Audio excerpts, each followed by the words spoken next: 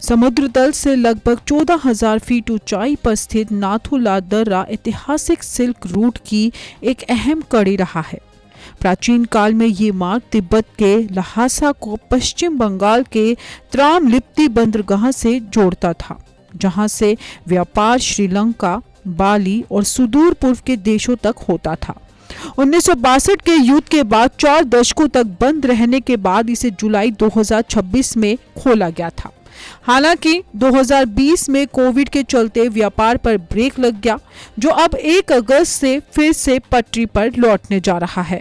सिक्किम में स्थित नाथू ला के जरिए होने वाला ये व्यापार आधिकारिक तौर पर 6 साल में 6 महीने यानी मई से नवंबर तक चलता है। सीमा पार व्यापार शुरू होने की खबर से स्थानीय व्यापारों में खुशी की लहर है। इस फैसले से सिक्किम के लगभग 600 पंजीकृत व्यापारियों और उनके परिवारों को सीधा आर्थिक लाभ मिलेगा। ये व्यापारी पिछले 6 सालों से व्यापार ठप हो जाने के कारण वित्तीय संकट का सामना कर रहे थे और इस रास्ते के खुलने का बेसब्री से इंतजार कर रहे थे। पूर्वी लद्दाख सीमा विवाद के बाद दोनों देशों के कूटनीतिक रिश्तों में आई तल्खी अब धीरे धीरे कम होती दिख रही है। सीमा पार व्यापार की शुरुआत से पहले दोनों देश नाथू ला और लिपू लेक दर्रे के रास्ते कैलाश मानसरोवर यात्रा भी बहाल कर चुके हैं।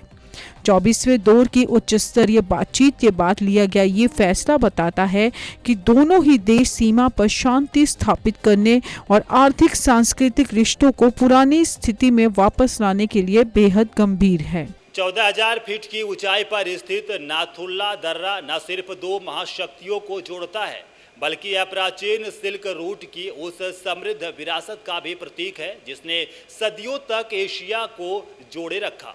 6 साल बाद 1 अगस्त से शुरू हो रहा यह सीमा व्यापार निश्चित रूप से सिक्किम के स्थानीय कारोबारियों की तकदीर बदलेगा और दोनों देशों के रिश्तों में विश्वास की एक नई शुरुआत करेगा। नाथू ला दर्रे से सीमा व्यापार की बहाली न केवल सिक्किम के आर्थिक विकास के लिए एक संजीवनी साबित होगी, बल्कि ये भारत और चीन के बीच सुधरते कूटनीतिक संबंधों का भी एक बड़ा उदाहरण है। 6 साल का ये ठहराव खत्म होना सीमावर्ती क्षेत्रों में खुशहाली और विकास का एक नया अध्याय लिखेगा। उम्मीद ये है कि व्यापार का ये मार्ग भविष्य में दोनों देशों के बीच शांति और स्थायित्व को और भी मजबूत करेगा। देश और दुनिया की तमाम बड़ी खबरों के लिए जुड़े रहिए हमारे साथ।